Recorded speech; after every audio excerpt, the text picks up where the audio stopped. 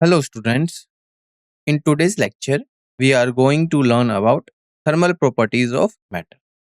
NCERT section 10.5 and example 10.1 to 10.2. This is disclaimer. Learning objective.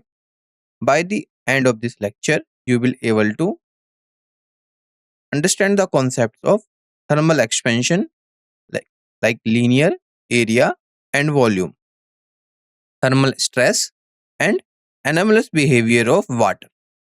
All right. So, in today's lecture, we will cover first 10.5 thermal expansion, then example 10.1 and example 10.2. So, thermal expansion. So, here question arises how we can define thermal expansion.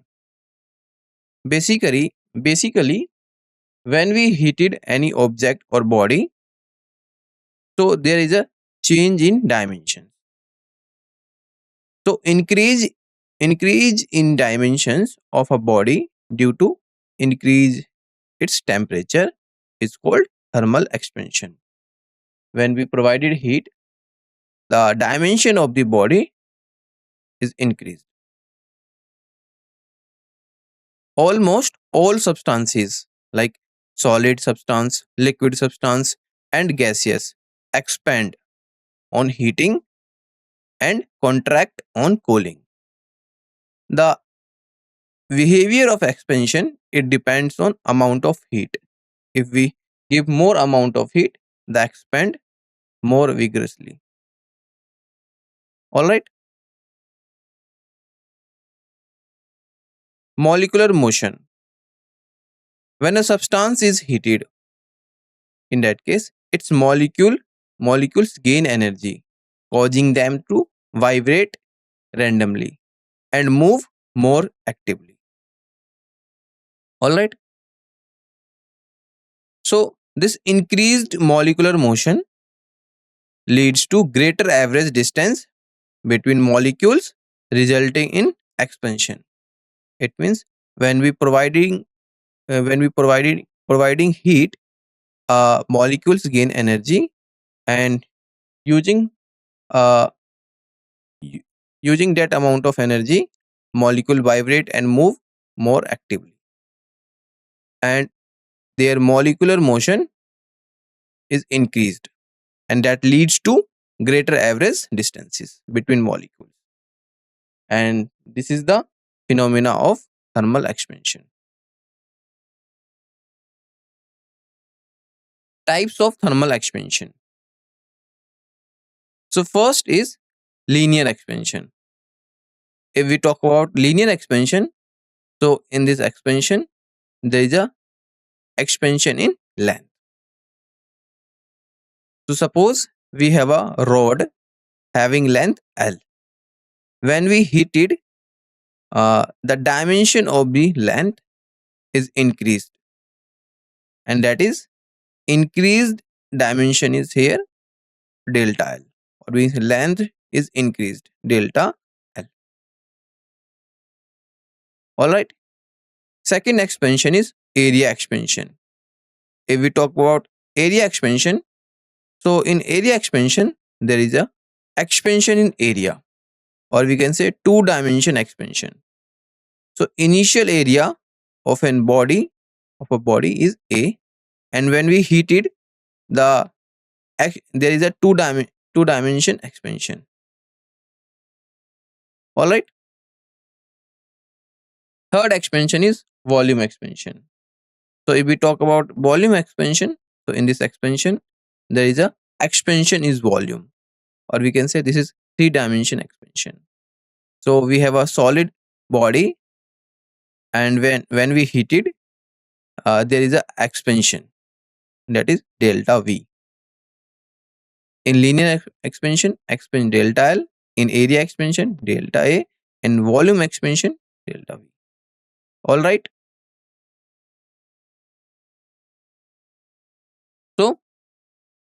First, linear expansion. Let's see. So consider a rod of length L. The original length of the rod is L. Alright. Now, if we provided or heated the rod, its temperature changes by delta T. And due to changes in temperature, length changes by delta L. It means original length is L and final length is L plus delta L. Yes or no? Experimentally, for small changes in temperature, the fractional change in length is this one. Delta L divided by L is directly proportional to delta T. Here, delta T is small change in temperature. And delta L by L is the fractional change in length. So, to removing proportionality sign, there is a constant and that is alpha L. So, it will be becomes delta L by L is equal to alpha L into delta T. Alright. Where alpha L is known as the coefficient of linear expansion or linear expansivity. So,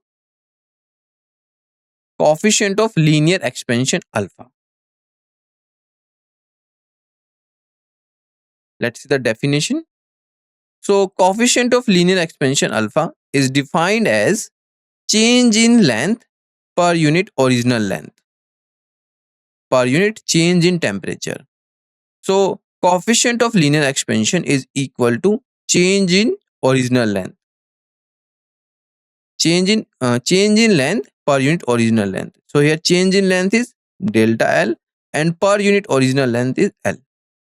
And per unit change in temperature. So 1 divided by delta T.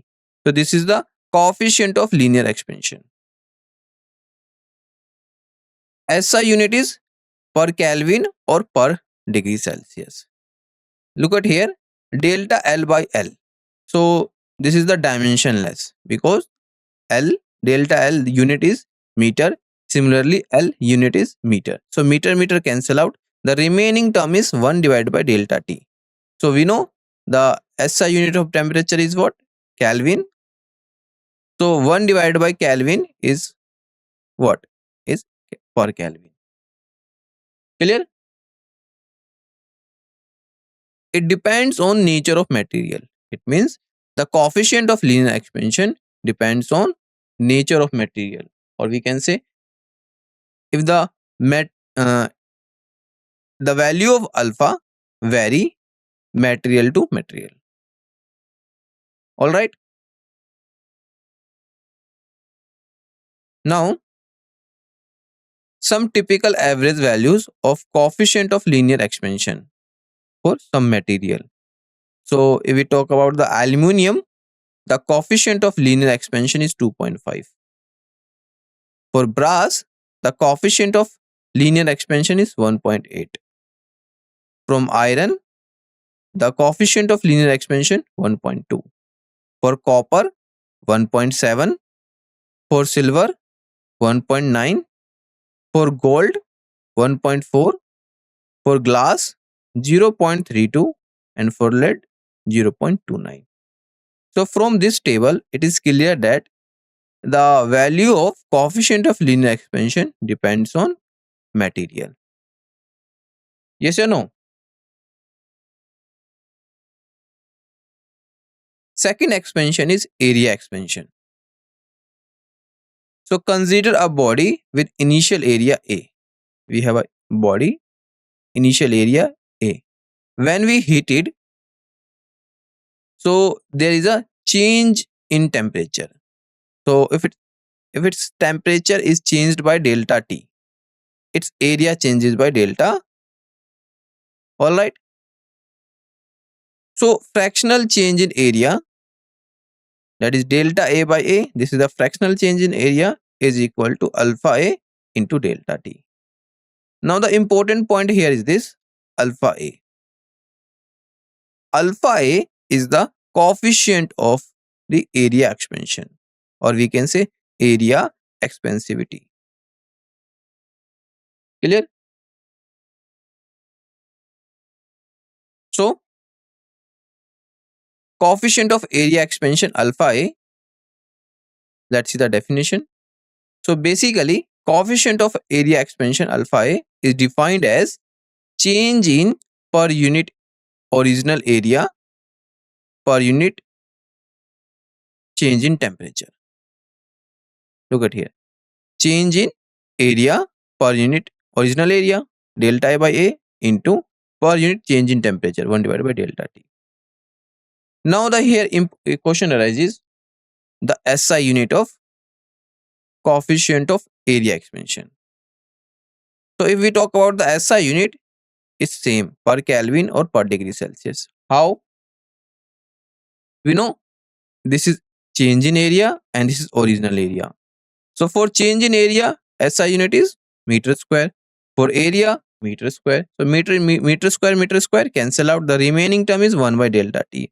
And T is the temperature and SI unit is Kelvin. So 1 by Kelvin is per Kelvin or per degree Celsius. Alright. It depends on nature of material. It means coefficient of area expansion also depends on nature of material. The value of alpha A vary material to material. Now, consider a body with initial volume V for volume expansion. So, this is a solid body. When we heat it, so there is a change in temperature. And if its temperature is changed by delta T, its volume changes by delta V. Original volume V and change in volume is delta V. So fractional change in volume is delta V divided by V is equal to alpha V into delta T. Now here question arises, what is alpha V? So alpha V is the coefficient of volume expansion or volume expansivity. Like a area in linear expansion, linear expansivity. For area expansion, area expansivity. For volume expansion, it is volume expansivity. Alright. Now, coefficient of volume expansion. Let's see the definition. So, coefficient of volume expansion alpha V is defined as change in volume per unit original volume per unit change in temperature. So, change in volume is delta V per unit original volume is V into per unit change in temperature. It means 1 divided by delta T. Alright. Now, again here question arises, what is SI unit of coefficient of volume expansion? So here the SI unit is per Kelvin or per degree Celsius. Why? Because delta V is the volume or V is the also volume. The unit of volume is meter cube and for volume meter cube. So meter cube cancel out. The remaining term is 1 by delta T. So the SI unit is per Kelvin or per degree Celsius. Generally, coefficient of volume expansion depends on temperature. It means if the temperature increases, the value of alpha V should be increases. From this figure 10.6, it is clear that, look at here, coefficient of volume expansion of copper as a function of temperature. But for 240 Kelvin, the value is this one. For 500 Kelvin, the value is approx between 3 to 6. Alright. So, coefficient of volume expansion of some substances. For aluminium, the coefficient of volume expansion is 7 into 10 raised to the power minus 5. For brass, 6 into 10 raised to the power minus 5. For iron, 3.55 into 10 raised to the power minus 5. For paraffin, 58.8 into 10 raised to the power minus 5. For glass, 2.5 into 10 raised to the power minus 5. For glass, pyrex, 1 into 10 raised to the power minus 5. Hard rubber, 2.4 into 10 raised to the power minus 4. Inver, 2 into 10 raised to the power minus 6. Mercury, 18.2 into 10 raised to the power minus 5. Water, 20.7 into 10 raised to the power minus 5. Alcohol, 110 into 10 raised to the power minus 5. So from this table, from table 10.2, it is clear that the coefficient of volume expansion, it depends on nature of material. The value is different for different material. All right. Now, values of coefficient of volume expansion for an ideal gas. So from ideal gas equation, PV is equal to mu RT. This is the ideal gas equation.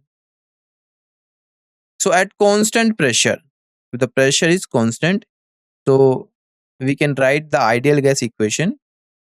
This one, P as it is. Pressure is constant, so P as it is. Delta V differentiated. Delta V is equal to mu as it is, R as it is, or T का delta T. All right. So dividing equation first by equation second, we will get P divided by delta V divided by PV is equal to mu R delta T divided by mu RT. So here PP cancel out, the remaining term is delta V divided by V. Mu R cancel out, the remaining term is delta T divided by T. All right. So it will be delta V divided by V into 1 divided by delta T is equal to 1 by T. From this equation we can write or comparing with alpha V, that is delta V divided by V into 1 divided by delta T. So it is, we can say alpha V is equal to 1 divided by T. 1 divided by T. Coefficient of volume expansion is reciprocal of temperature. If the temperature increases, coefficient of volume expansion decreases. All right. Relationship between alpha L, coefficient of linear expansion, and alpha V, coefficient of volume expansion. So consider a cube of side L. The original side of the cube is L. So the volume will be what? That is V is equal to L cube. Yes or no? Now the fractional change in length delta L for temperature change delta T is delta L divided by L is equal to alpha L into delta T. So this is the fractional change in length.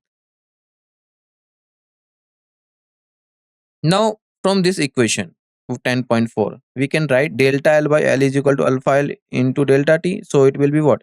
Delta L is equal to L into alpha L into delta T. Yes or no? Now new side of the cube is equal to L plus delta L. This is a change in length and this is the original length. So new volume will be cube of side. So side is L plus delta L. So L plus delta L whole cube. So change in volume is we can say final volume minus original volume. So final volume is L plus delta L whole cube and original volume is L cube. Yes or no? So just put the value L plus delta L whole cube minus L cube. Clear? So this is the change in volume. So change in volume delta V is equal to final volume minus initial volume. So L plus delta L whole cube minus L cube. This expression L plus delta L whole cube we will solve using this expression. A plus B whole cube is equal to A cube plus B cube plus 3A square B plus 3AB square. So solving this, you will be get L cube plus delta L cube plus 3L square delta L plus 3L delta L square minus L cube. Now, the important point here is this: delta L square and delta L cube is very small, as delta L is small. So, when we compare it with L, so here we neglect this one. So it will be delta V is approximately equal to L cube plus 3L square into delta L minus L cube. So the remaining term is delta V is equal to approximately 3L square delta L. So this is the change in volume. So it will be delta V is equal to 3V into delta L by L. This one. Alright.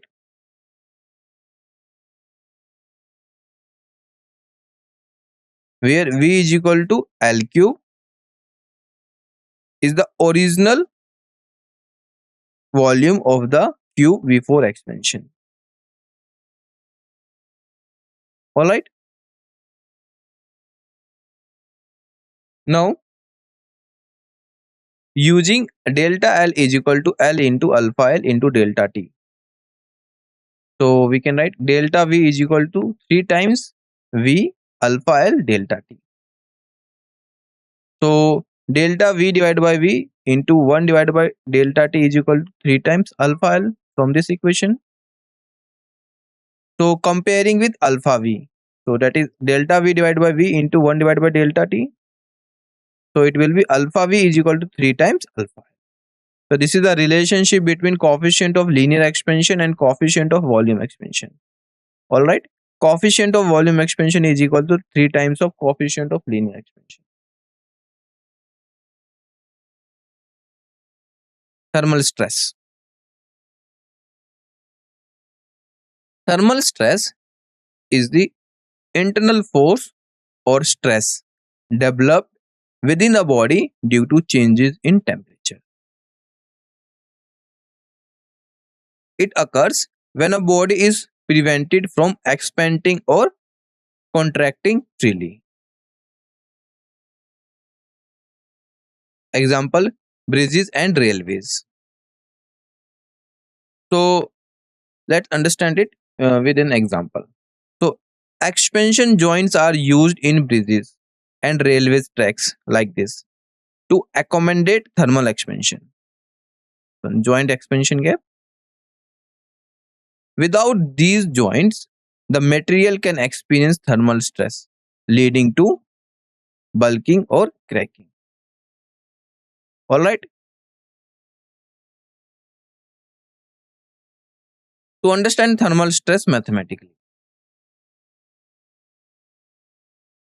consider a steel rail of length 5 meter and area of cross section 40 centimeters that is prevented from expanding while the temperature rises by 10 degrees Celsius. So for steel, coefficient of linear expansion is 1.2 into 10 raised to the power minus 5 per Kelvin.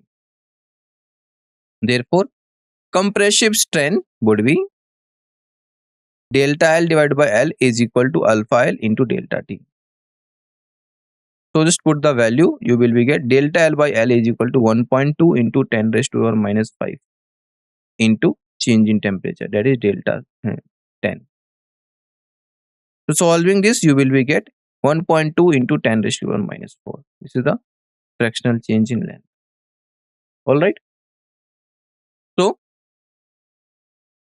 ratio of tensile stress sigma to the longitudinal strain epsilon is defined as Young's modulus. So it is Young's modulus denoted by symbol pi. So mathematically, Young's modulus is equal to sigma by epsilon. Clear? Where sigma is force upon area and epsilon is delta L by L. So Young's modulus of steel is 2 into 10 raised to the power 11 Newton per meter square. So thermal stress developed is delta F divided by A is equal to Young modulus for steel into delta L by L. Clear? Now substitute the value. So thermal stress developed is delta F by A is equal to 2.4 into 10 raised to the power 7 Newton per meter square. So corresponding external force would be delta F is equal to A into Y steel delta L by L. This is the Young modulus for steel. So put the values. So it will be delta F is equal to 2.4 into 10 raised to the power 7 into 40 into 10 raised to the power minus 4. So delta F is equal to 10 raised to the power 5 Newton. Now here question arises, what is delta F? So delta F is equal to 10 raised to the power 5 Newton, represents the significant compressive uh, force that develops in the steel rail when it's prevented from expanding during the temperature. Alright. Anomalous behavior of water. So this is the graphical representation, volume of 1 kg of water versus temperature. And in B, density versus temperature. So here look at 4 degrees Celsius in 10.7 A and at 4 degrees Celsius figure 10.7 B. So from B graph it is clear that at 4 degrees Celsius the density is maximum, and from A the 4 degrees Celsius the volume is minimum. So most substances expand upon heating, yes or no? So we can say their volume increases and density decreases. So when the temperature increases 5 degrees Celsius, 10 degrees Celsius, 15 degrees Celsius, 100 degrees Celsius, their volume should be increased. Alright, and their density decreases. Yes or no? But water is an exception. How? Water exhibits anomalous behavior. It means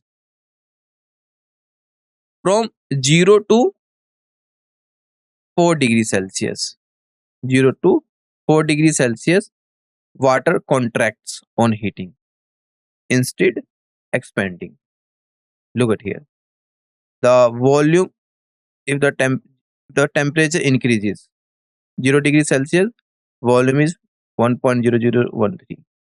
If the temperature increases 1 degree Celsius, 2 degrees Celsius, 3 degrees Celsius, the water contracts on heating. Temperature increases, but the volume decreases here from figure 10.7a. Look at here. Temperature is 3 degrees Celsius. Volume is decreases. Yes or no? Temperature is 4 degrees Celsius. Volume is decreases. But above the 4 degrees Celsius, temperature increases, volume also increases. So between 0 degrees Celsius to 4 degrees Celsius, water contracts on heating instead of expanding. Its volume decreases and density increases. So we from 0 to 4 the volume decreases. Let's talk about the density. So look at here. From 0 to 4 degrees Celsius, temperature 1 degree Celsius, density increases. Temperature 2 degrees Celsius, density increases. Yes or no? So we can say water shows anomalous behavior. Means from 0 to 4 degrees Celsius, volume decreases on heating and its density increases. All right. So above 4 degrees Celsius, above 4 degrees Celsius, 4, 5, 6, 7, 10, 100 degrees, 100 degrees Celsius, water shows normal behavior or it expands on heating. But But uh, above the 4 degrees Celsius, 5 degrees, 6 degree, 7 degree, and 10 degree, the density decreases. So water has its maximum density at 4 degrees Celsius. Ecological significance. In winter, as a lake cools, surface water at 4 degrees Celsius being more dense things. The cooler, less dense water between 4 degrees Celsius and 0 degrees Celsius stays at the top. The surface freezes first while water below remains liquid at 4 degrees Celsius, allowing aquatic life to survive. Alright, example 10.1. So that the coefficient of area expansion delta A by A into divided by 1 divided by delta T of a rectangular sheet of a solid is twice its linear expansivity alpha L. So we have a rectangular sheet made of solid material length A and breadth B. Length A and breadth B as shown in figure 10.8. So fractional change in length, we know delta L by L is equal to alpha L into delta T. Alright.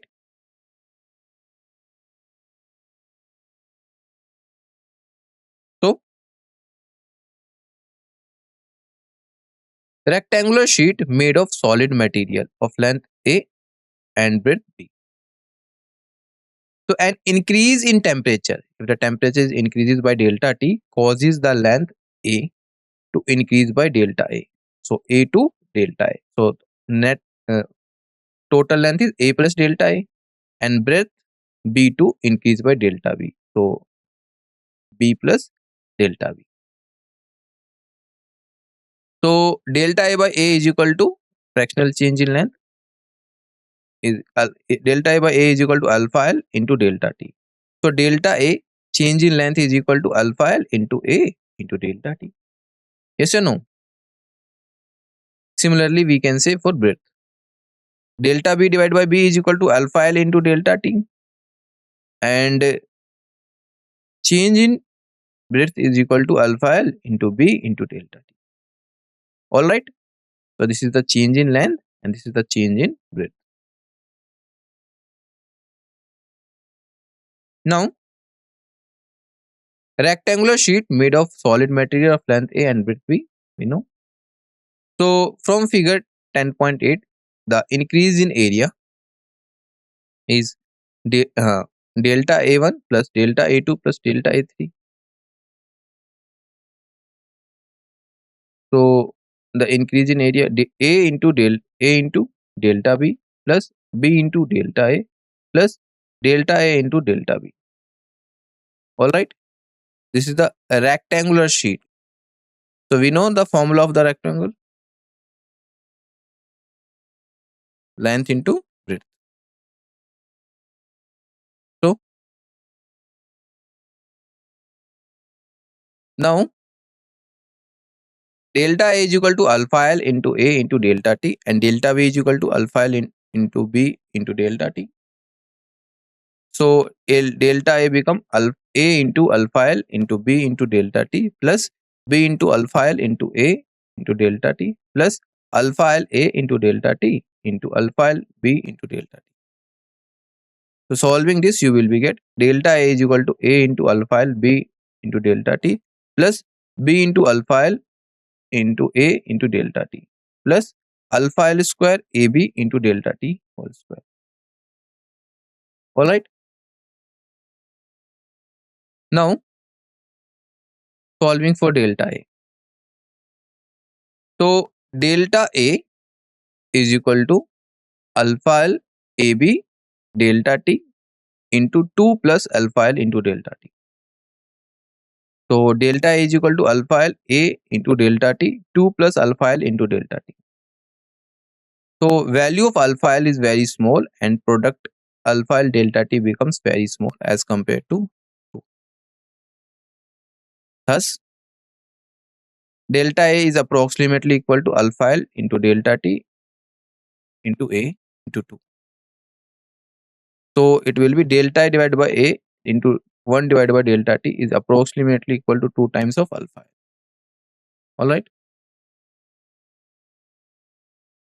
Example 10.2. A blacksmith fixes an iron ring on the rim of a wooden wheel. The diameters of the rim and the iron ring are 5.243 meter and 5.231 meter respectively at 27 degrees Celsius. To what temperature should the ring be heated so as to fit the rim of the wheel? So given initial temperature T1 is equal to 27 degrees Celsius in Kelvin. So at 273.15, so it will be 300.15 Kelvin. Alright. Initial diameter of the ring D is equal to 5.231 meter. Diameter of ring, final diameter of ring D prime is equal to 5.243 meter. So coefficient of linear expansion for iron, so alpha L is equal to 1.2 into 10 raised to the power minus 5 per Kelvin. Alright.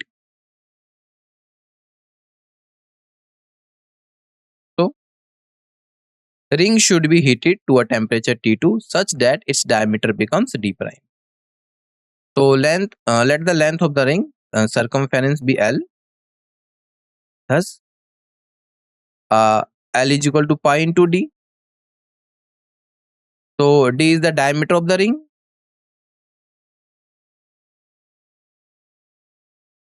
Change in length, change in L is given by delta L is equal to pi into delta D. So dividing equation second by first, we will get delta L by L is equal to pi into delta D divided by pi into D. So solving this, you will be get delta L by L is equal to delta D divided by D. So fractional change in length is given by delta L by L is equal to alpha L into delta T. So using delta L by L is equal to delta D divided by D, we get delta D divided by D is equal to alpha L into delta T. Yes or no? So change in diameter is given by delta D is equal to D prime minus T. So delta D is equal to D prime, that is 5.243 meter, minus D, that is 5.231 meter. So solving this, you will be get delta D is equal to 0.012 meter.